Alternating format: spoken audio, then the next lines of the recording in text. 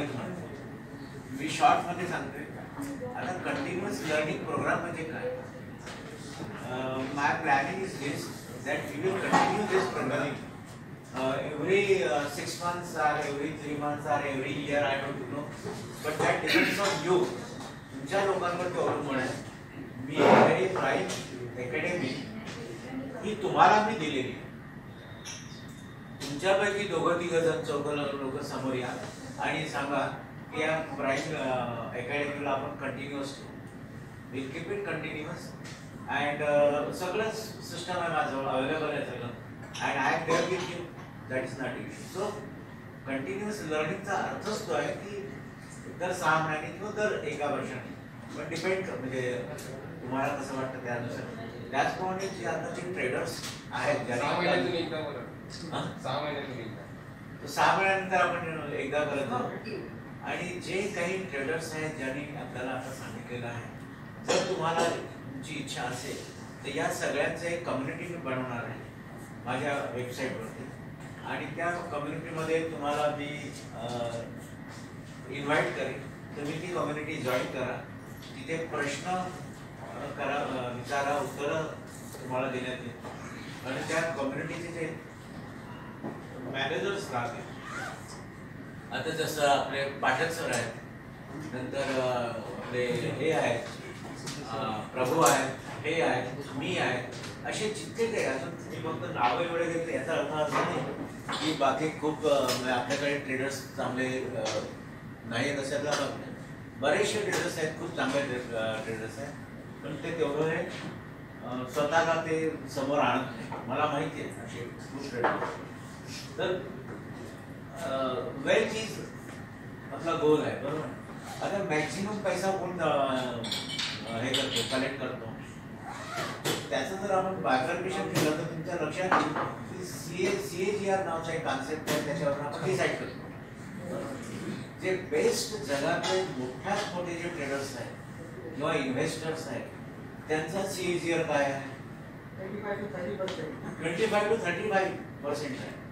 मग जर मला 25 ते 30% जर मला वर्षाला मिळत असतील तर I can equate myself with this people.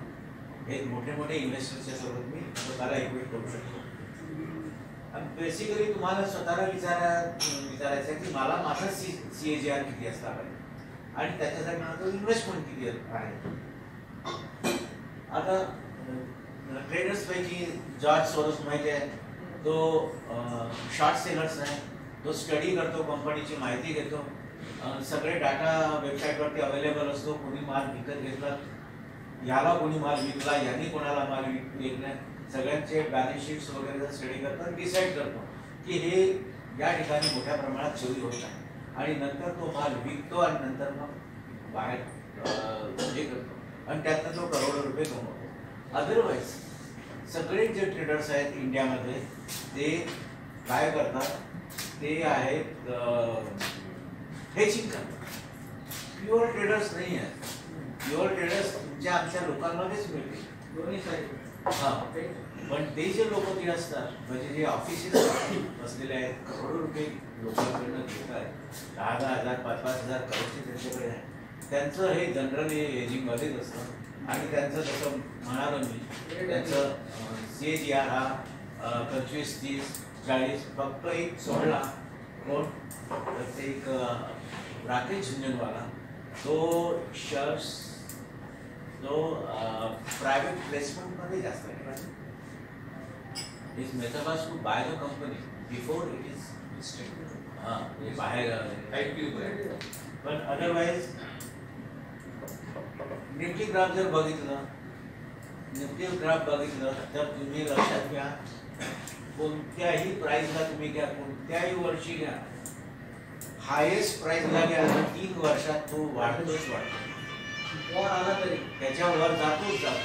Corona काही होत. तर माझा एक मित्र आहे, तो आला नाही इथे, स्टुडंट आहे, ज्याचे जवळपास 1 कोटी वेगवेगळ्या प्रकारच्या ETF मध्ये मी त्याला खरं इन्व्हाइट केलं होतं की तू तुझे मेथड समजून सांग. तर तो काय करतो, ब्रॉड ईटीएफ जे असतात म्हणजे बँक निफ्टीचे आणि हे सेक्टोरल ईटीएफ, कम्युनिटीचे ईटीएफ ह्याच्यामध्ये इन्व्हेस्ट करतो आणि जस्ट आराम करतो. म्हणजे बाकी हे ही अर्निंग इज अराउंड 30 to 35%.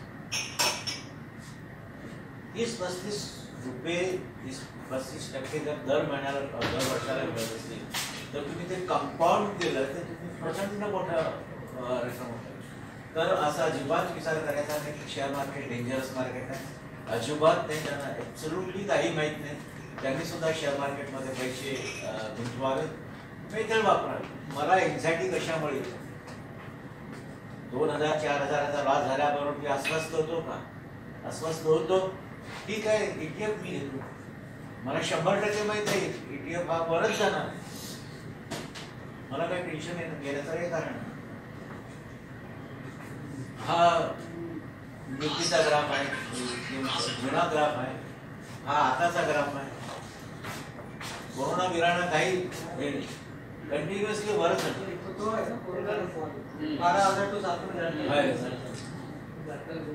आता ब्ल्यू चिप्स मी जनरली काय करतो बघा, मी माझी एक मेट्रॉसिटी आहे की मला एकदम मी बाहेरच्या देशात जास्त राहतो. माझे दोन्ही मुली आउट ऑफ इंडिया आहेत, त्यामुळे मी त्यांचं टायमिंग पण वेगळं वेगळं आहे. मार्केट आपलं वेगळं होतं, मला तसा वेळ मिळत नाही. त्यामुळे मी जनरली कव्हर्ड कॉल करतो आणि I am earning good amount of money in covered call. Covered कॉलमध्ये खूप चांगले पैसे मला मिळतात आणि I am happy with covered call. मला म्हणायचं आहे की 25 ते 30% दर वर्षाला मला कव्हर्ड कॉल मध्ये मिळत असतो आणि तेव्हा मी एकही माझा स्क्रीन टाईम बिलकुल नसतो. I think it is quite good. तर कव्हर्ड कॉल करायचं असतं. कधीतरी तुम्ही प्रोटेक्टिव्ह पुट करू शकता, कधीतरी तुम्ही कॉलर करू शकता. तर कोणते शेअर्स तुम्हाला कोणत्या शेअर्समध्ये तुम्ही करू शकता? एक आहे इन्फोसिस, रिलायन्स आहे, इन्फोसिस आहे, टाटा कन्सल्टन्सी आहे, हिंदुस्तान युनिलिव्हर आहे, हाऊसिंग डेव्हलपमेंट फायनान्शियल कॉर्पोरेशन आहे, ITC आहे, टाटा मोटर्स आहे, State Bank of India, ICICI Bank, Bajaj Finance, Asian Paint. These are very old shares.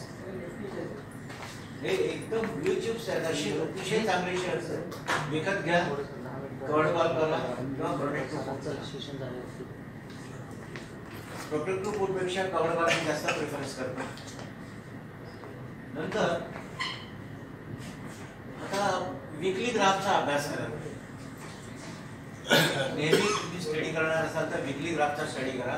जर ह्याच्यासाठी जर करणार असाल म्हणजे काय म्हणतात त्याला लार्ज पिरियडसाठी तुम्हाला शेअर्स घेऊन ठेवायचे असेल तर त्याच्यावरती पैसे मोबाईलचे असतील.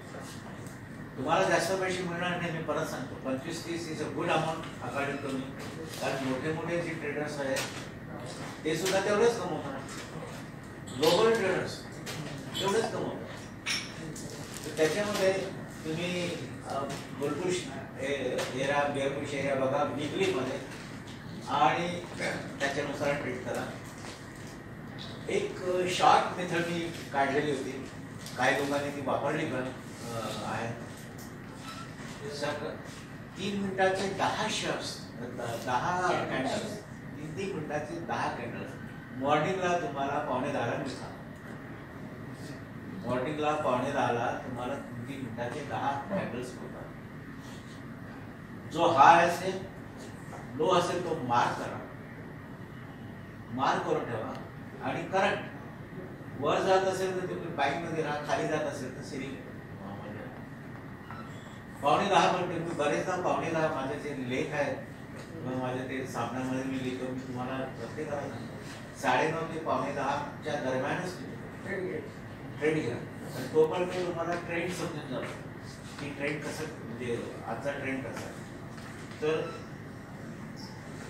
आता मी याचा स्टडी नाही, आता मी हे सगळं डिटेल सांगत नाही. तुम्हाला सगळ्यांना माहिती आहे प्रोटेक्टिव्ह पुट म्हणजे काय. मी ते सामन्याच्या याच्यामध्ये पण एक्झाम्पल्स दिलेले आहेत, प्रोग्रामची दिलेले आहेत की लिमिटेड लॉस असतो, प्रॉफिट मात्र अनलिमिटेड असतो. प्रोटेक्टिव्ह कॉल, प्रोटेक्टिव्ह पुट कुठल्या वाराला असतो सामना? सोमवारला असतो. दर सोमवार. हा, ट्रेडच असतो, लेख नाही, ट्रेडच असतो. पूर्वी लोकसत्तामध्ये मी ट्रेड द्यायचो काही तसंच.